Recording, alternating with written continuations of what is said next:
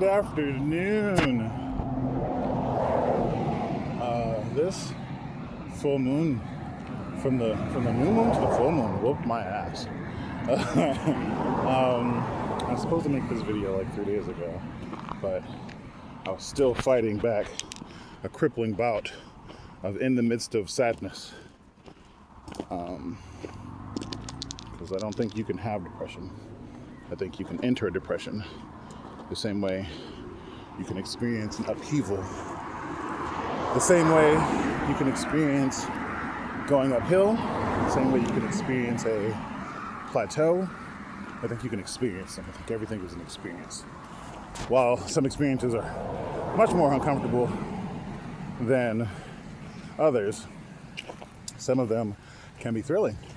Like, for instance, when you, quote unquote, fall in love, it is exhilarating. It is an experience that you get to witness as the air rushes past you and you embrace all of what you think may come as you're, quote unquote, free falling into this space of comfortability with whatever the subject matter might be. Whether it's your last hyperfixation or your newest hyperfixation or the next thing you have a goal set for, you know? You get passionate about it, so it feels like it's pulling you towards it. You're drawn towards it. You're attracted to it, so to speak. And that's not necessarily a horrible, bad experience. But being drawn to some things can also be a reflex, can also be muscle memory, can also be an experience with trauma on a different level, because you may not know why you're drawn to the things that you're drawn to. I want to call this one Bearli Holding On, because that's my current day-to-day experience, is I am barely holding on.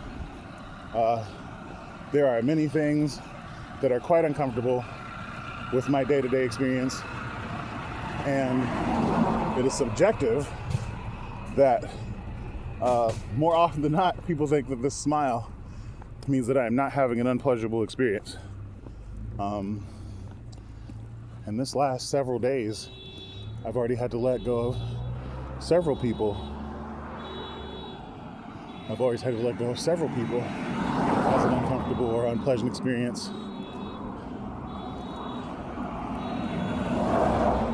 And with the release of the comfort that they brought, or the experience that I shared with them,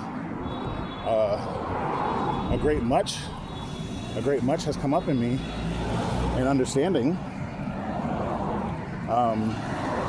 and what I am perceiving. I desire connection.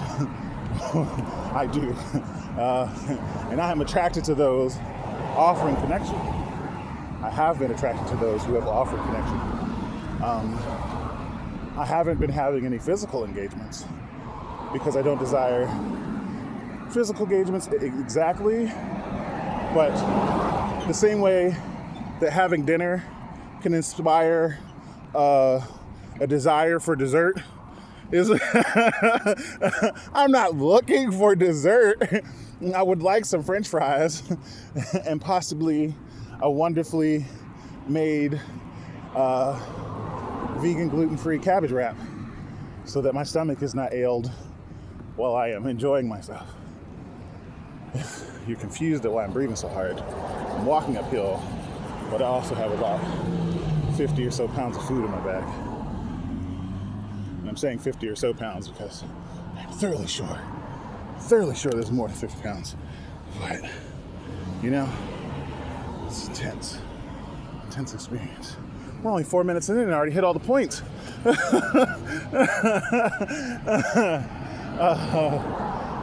Let's see. So, Bearli Holding On is the name of the episode, and I can speak to a great many things. I'm going to cut the episode short wherever I'm talking at once the bus arrives. Barely holding on, because the breakdown of the world is, you know, we've already got this this really specific and significant thing that we're engaged with that says that community orientation is going to be the best for everybody. It'll be the healthiest response that we can have as a collective, is if we literally just join arms, everybody, not some of us, not a small frame of us, but literally all of us. There are places in the world right now that are whooping their government's ass. I still have this cell phone, so I think about it. I'm like, man, do I just go completely off the rails and start doing some stuff? Or do I keep trying to gather other people so that we can do stuff more effectively? Because as it were, ladies and gentlemen, it is a very uncomfortable and unpleasurable experience to know that we can do more and that we can't do more at the same time, because all of us are trying to just survive. But if we leaned in and all tried to help each other survive a little more, we could get so much more done, Many hands, light work type shit. But I don't think people really care. I'm running into this conflict all the time where people are outlandishly, not even like a small bit, outlandishly choosing their comforts over every other kind of inclination that could possibly be happening.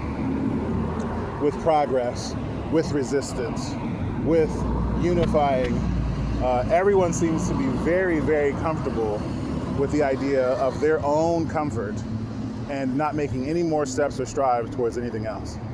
And it's just something that I'm witnessing, and as are all barely holding on by a thread. I just want to take the metaphor of being barely holding on and the metaphor of us barely holding on by a thread and point out that most threads are just hundreds and hundreds of really fine, tiny fibers all kind of grasping at each other because they're enmeshed with each other, they're twisted around each other, they're wrapped around each other, creating more tension, creating more friction, creating more experience with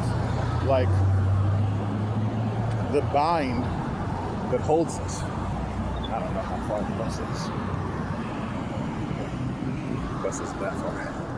But yeah, this bag heavy, filled with food.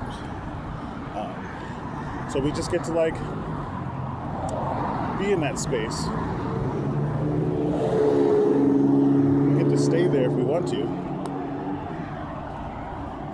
At least in my opinion. This might be a very short video.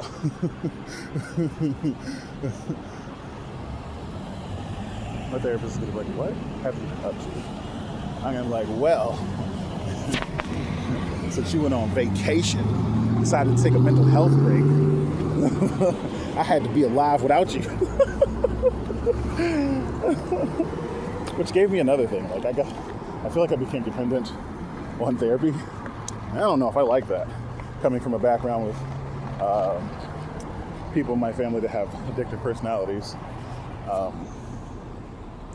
I tend to be really notable. I really notice when addictions come up, when something creates more pleasure in me when it is present, rather than when things aren't present. And so that gives me a lot of space, a lot of what I would consider comfortable space, to manage an idea or an understanding in general. Oh, goodness. Got that thing off my back. It's tired. That is heavy. And so kind of in that regards, I can tie it to that bag. Putting stuff down. Many people are very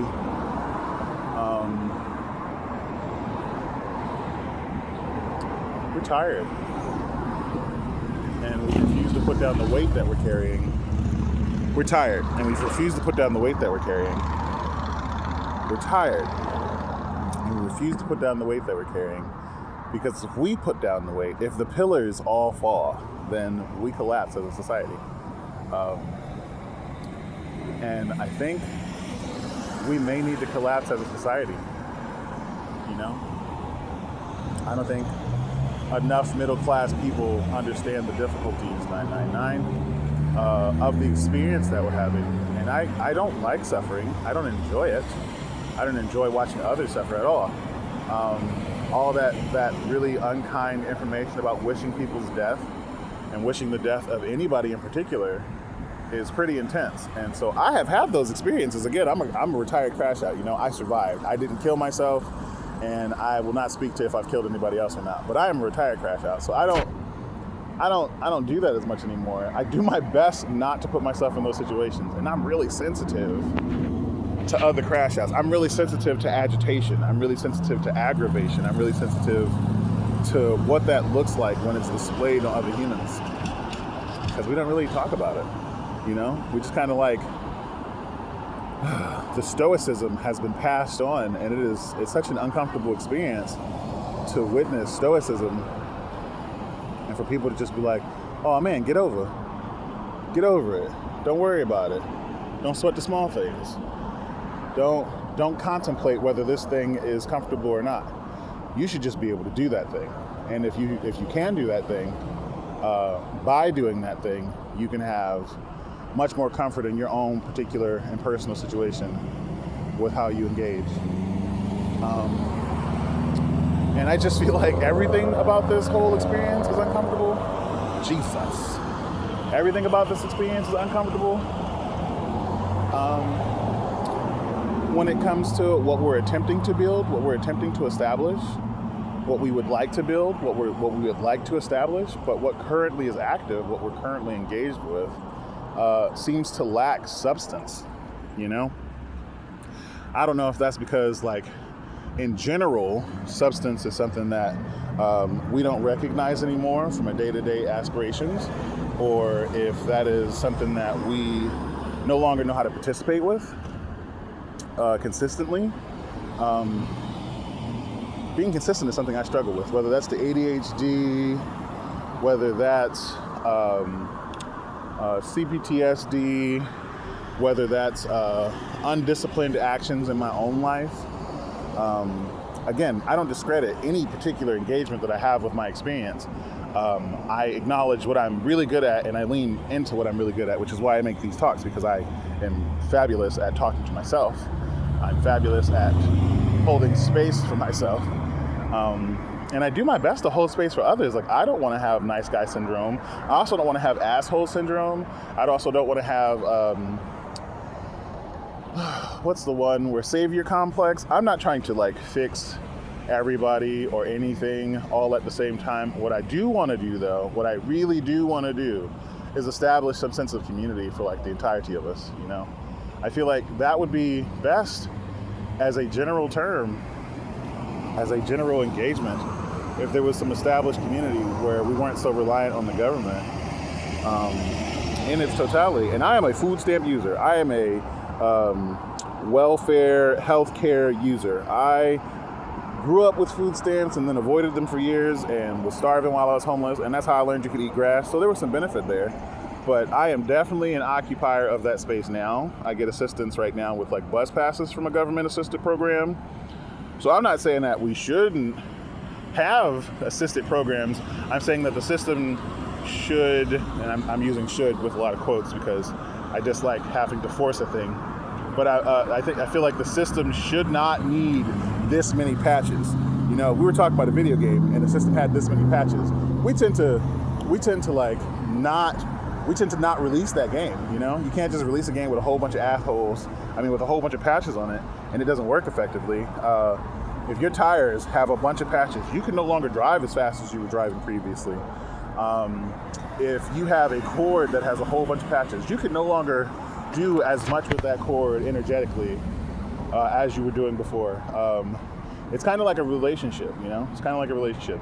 If your relationship is abusive, your body recognizes the abuse more frequently than it'll recognize the moments of pleasure, because the abuse normally creates adrenaline spikes and cortisol spikes and spikes of anxiety and spikes of frightfulness in yourself that can supersede any kind of feeling you would have in regard to like what someone would think is a pleasurable experience.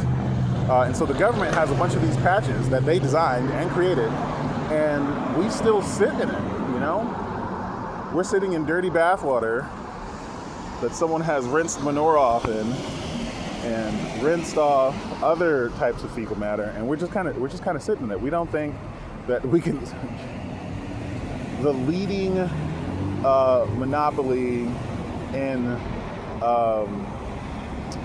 classism doesn't think that this is bad enough. I mean, for instance, if everybody with a car just stopped driving, just like for a month, everybody with a job just stopped going to work. Everybody, you know, if everybody that like did the healthcare system just stopped. And I can hear it. I can hear you guys. I always hear the worst of the situation because my brain gives me all the alternatives. What's going to happen to the people who need us? There are people dying right now who need us, and we think we're doing everything that we can be. We think we're doing all the right stuff now, and there are millions of people dying all across the continental United States, all across the continental Eurasia, all across the continental Africa, all across the continental Australia. Millions and millions of people just die because our system is trash, hot, horrible garbage, like all the time. Not a little bit, not sometimes. And then I love the people who are like, really,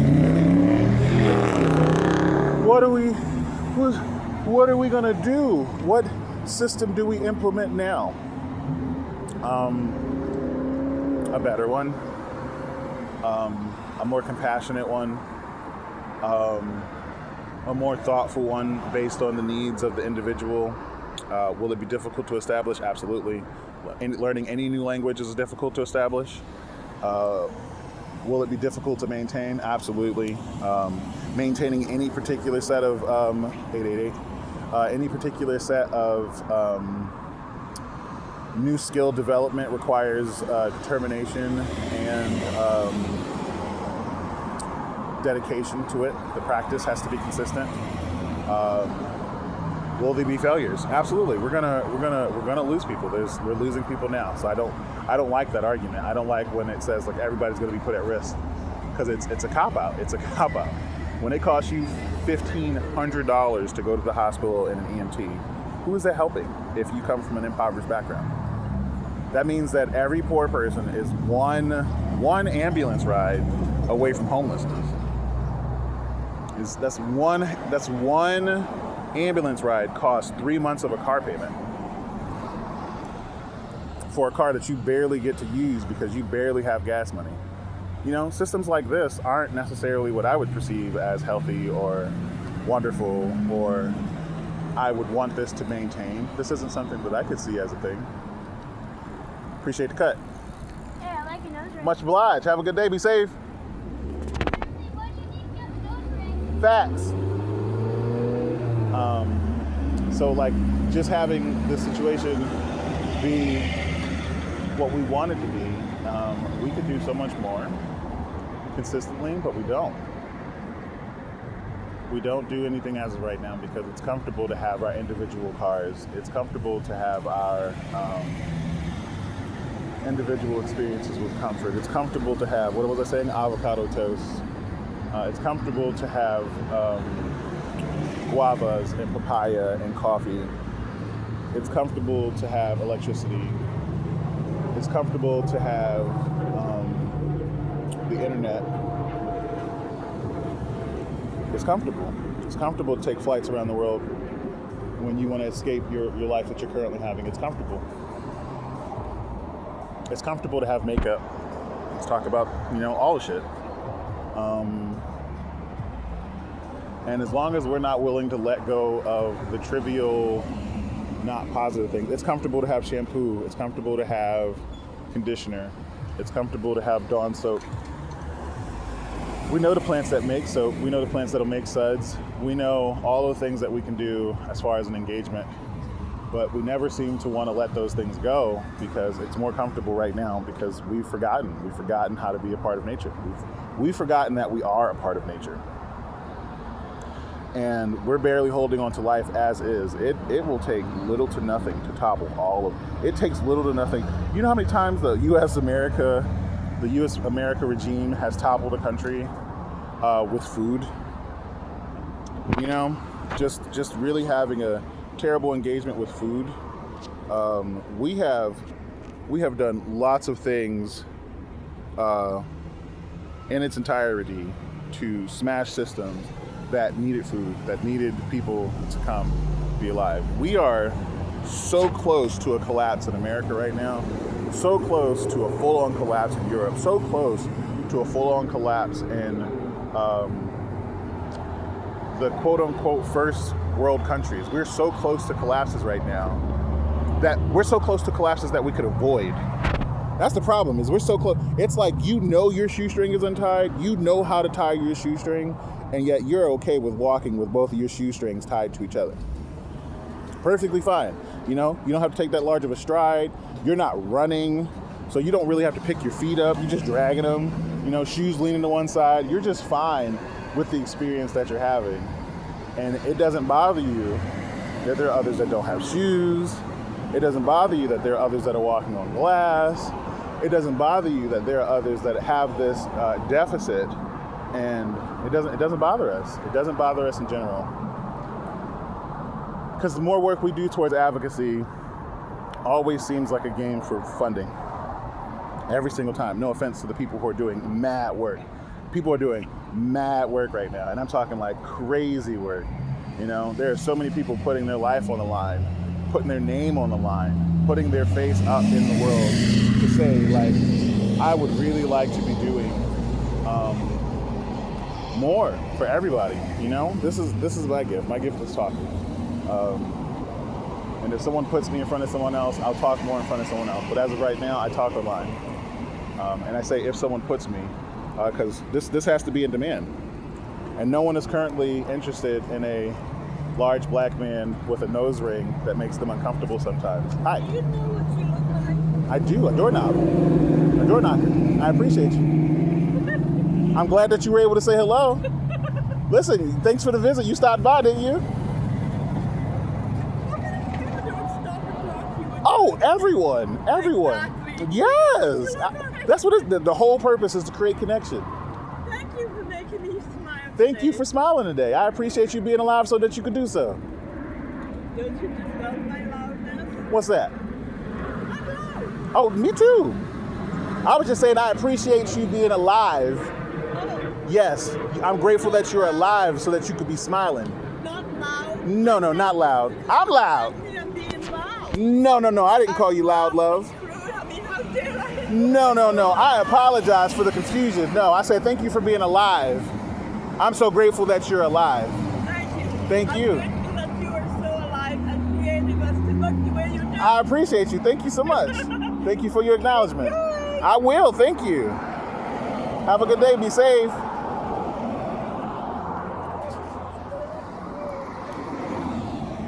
So we get to have a lot of experiences. We get to communicate as a functioning piece of the rest of nature. It's just, how do we want to engage like that? How do we want to make it easier for other people to hold on to? You know, make it easier for other people to engage with. Make it easier for people to choose what they're doing and also choose to do what they want to do without there being any confusion about why we want them to be doing the thing that they're doing, you know? Like, it shouldn't be confusing for all of us to want to feed kids. It shouldn't be confusing for all of us to want to stop kids from getting murdered. It shouldn't be confusing for all of us to want to stop children from suffering under the adult presence and assault. That's not something that I feel like is confusing at all, and it shouldn't stop at just kids. We should have a bunch of desire to make so that no one has to experience the three things that I just suggested, you know? But we are having arguments about them, which makes me very, very, very sad as a human being. We are having a bunch of discomfort in how we want to maintain our opinions about the things that are really real and really happening, when lots of us have experienced it, and it is uncomfortable for every single person that has experienced. I don't know anyone who has had power taken from them unconsensually that enjoyed having power taken from them. I don't know anybody that's ever been abused by their parents that feels comfortable being abused by their parents. I don't know anybody who has ever been abused by a partner that is comfortable being abused by a partner. I don't know anyone that's ever been bullied by people that they don't know outside and has enjoyed being bullied by people that they don't know outside. I don't know anyone that has enjoyed it. I know people who do things consensually that would make other people cringe, like consistently our government is doing things that make us cringe.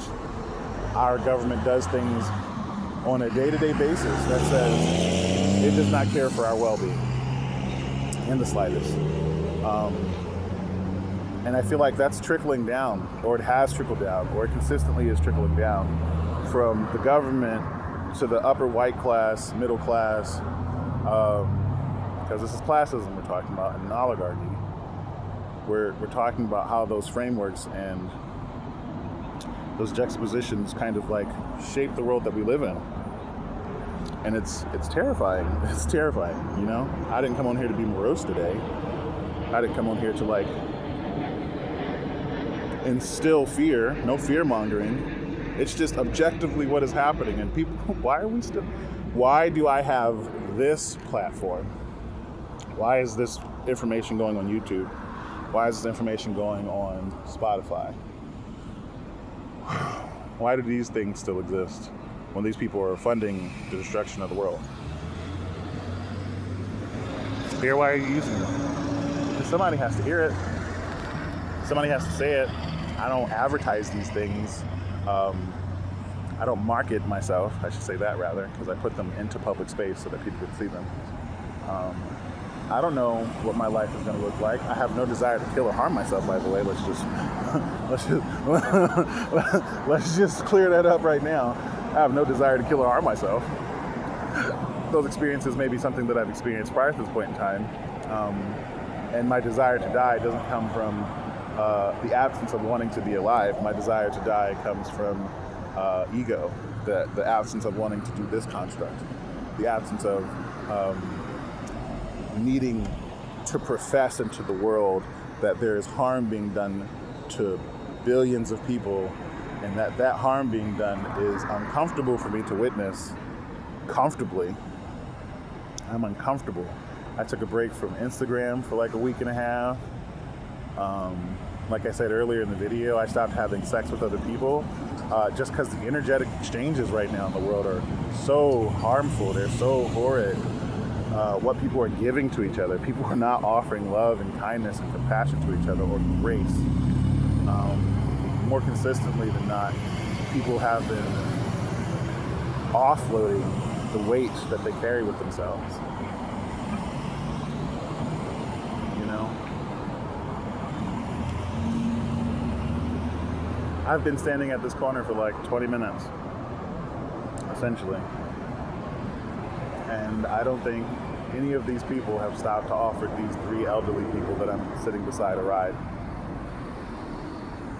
No one has stopped to even suggest that a ride would be something that is pleasurable to offer another person without the fear of harm. We live in a society where the fear of harm is more prevalent than the desire for connection and compassion.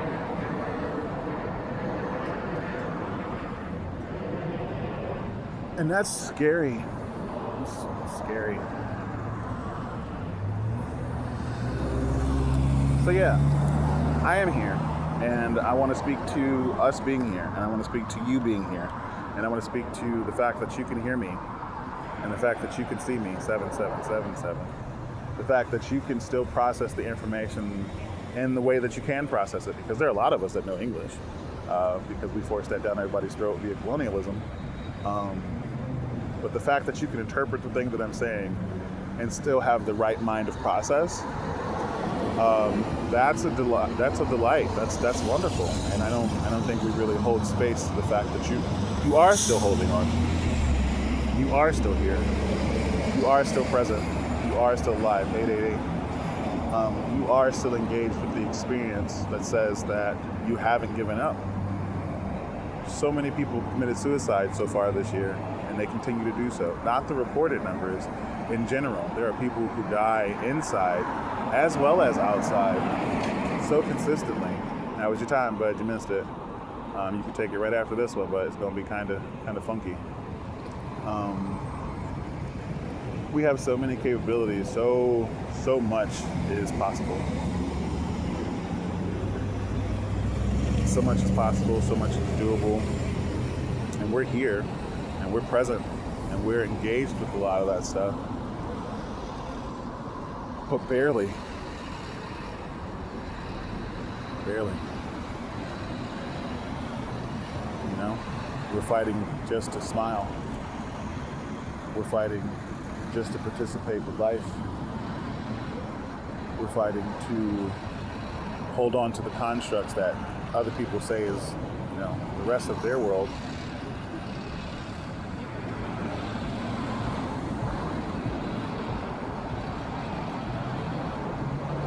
I'm not saying you're not doing nothing.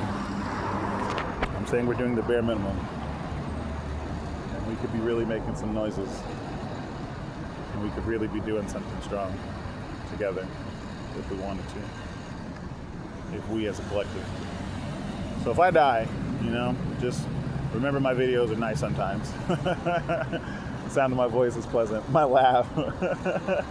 My laugh makes me laugh. I don't know if it does that for you, but for me, I am very entertained by my own laugh, and appreciative of the fact that I get to be, more often than not, I get to be whatever it is that I'm designated to be in that moment.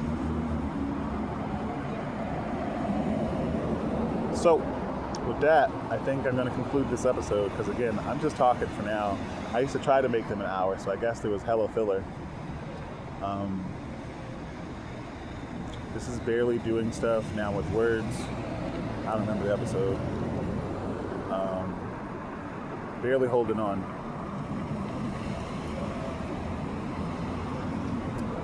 I don't remember what time it was when I started, and I don't know what time it is now.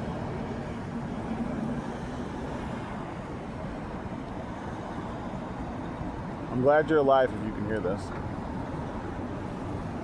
I'm glad you're still alive if you can hear this. I'm glad you're still alive if you can see this. I'm glad you're still alive if you can see these words. If these words are being interpreted to you by someone else. I'm grateful that you're alive. Because as long as we're alive, as long as one of us is alive, then we still have a fighting chance. And I don't think people know how severe it is right now. I don't think people are from...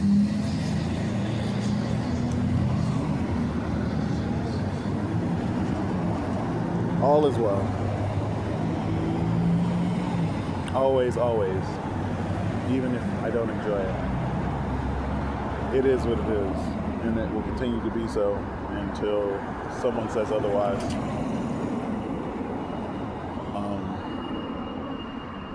So, I love you. Heartbreak aside, I love you. Pain of genocide aside, I love you. Realization of the discomfort of millions of children around the world and those that we continue to lose every day. I love you. Not regardless of, taking witness to.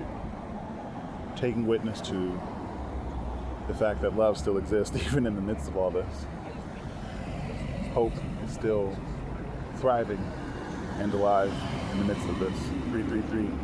3 as the timer just passed.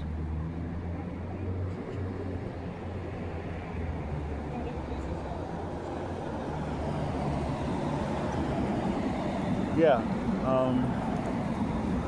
stay safe wherever you are, whatever you're doing. I don't know if you can tell, but the bus is coming right on time. So we're gonna go ahead and we're gonna end it now.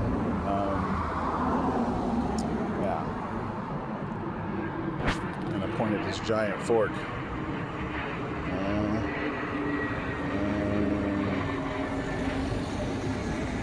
And say fork you.